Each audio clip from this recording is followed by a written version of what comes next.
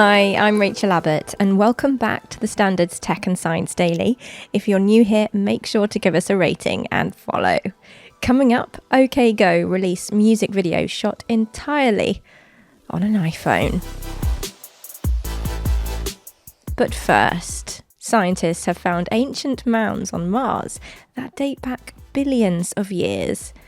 They're in a very specific place on the Red Planet, at the boundary between the rocky, high-elevation southern highlands and the smooth, rolling plains of the northern lowlands. These mounds sit just north of the dichotomy boundary, this boundary between the two hemispheres in the northern lowlands. So we studied this population of thousands of hills and plateaus that rise up out of the lowlands quite dramatically, really. Next to the dichotomy boundary. Dr Joel McNeil there, PhD student and lead researcher at London's Natural History Museum. We call them mounds for simplicity. On Earth, we'd probably call them mesas or buttes. Some of these mounds are hundreds of meters high. If you want an Earth analogue, think Monument Valley in the USA or Uluru in Australia. With collaborators at the Open University, they used high-resolution images and compositional data captured by orbiters to understand the geology of the mounds. The team discovered that the mounds retreated by hundreds of miles after erosion wore away the terrain billions of years ago. This area underpins much of what we know about water on early Mars. It's also in the same kind of region as a place called Oxyoplanum, which is going to be the future landing site of the European Space Agency's ExoMars Rosalind Franklin rover, which will be launching in 2028. And it's going to be using a drill and its onboard analytical laboratory to explore the subsurface and the surface of Oxyoplanum and try and understand whether Mars has had or preserved any evidence of past or present life.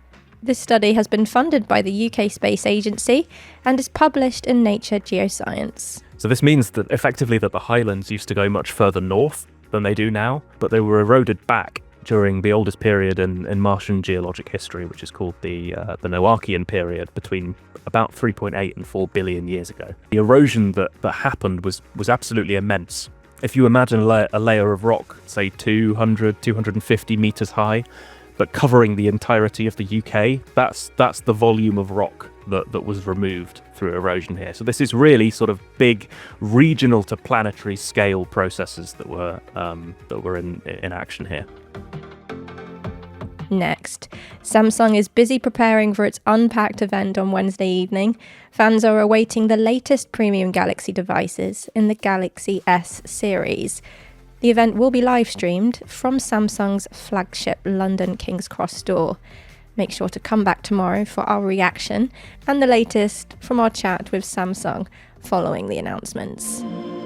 Next, 5 Britons will travel to the Netherlands and be deliberately infected with a form of malaria as part of a vaccine trial. They will be bitten by infected mosquitoes at a lab in the Netherlands and then return to Oxford, where scientists can monitor them. The malaria, known as Plasmodium vivax, can remain dormant in the liver and reactivate months or even years after a person was first infected, causing relapsing infections. It's these relapses scientists want to monitor and better understand and produce novel vaccines that can eliminate relapses altogether.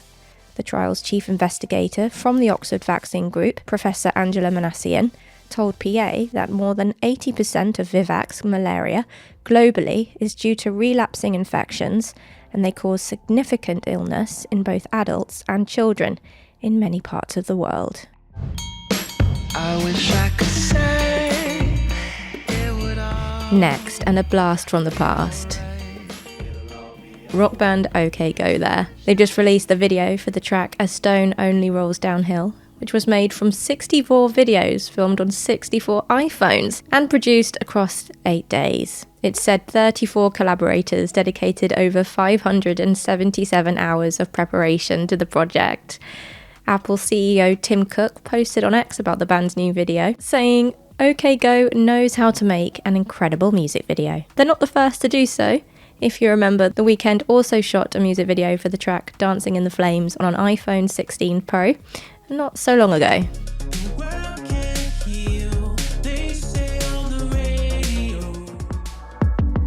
Let's go to a quick break. Coming up in part 2, US President Donald Trump tries to negotiate the sale of TikTok during a televised press conference.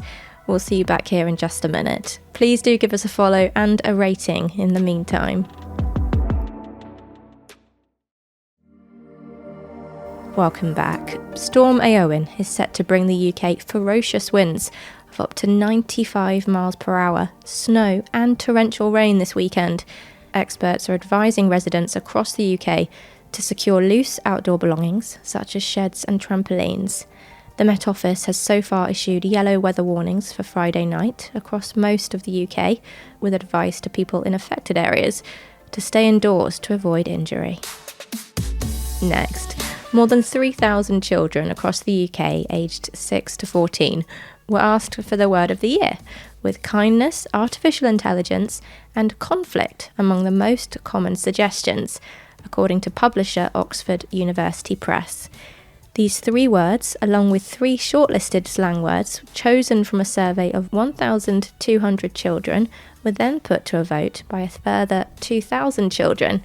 According to the research, 61% of children chose kindness, with some of them associating the word with mental health. One child said that it's always important to be kind, as a lot of people struggle with their mental health. A quarter who were surveyed chose AI, and 53% of the children who selected the word associated it with positive adjectives, including excited and optimistic.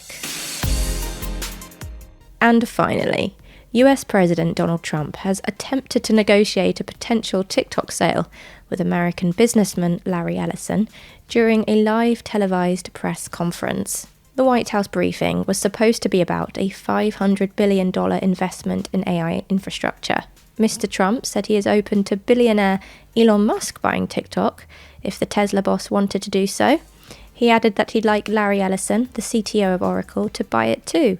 Mr. Ellison, who was at the briefing, said he thought the proposal sounds like a good deal to me. To read the full story, head to standard.co.uk or click the link in this episode's notes.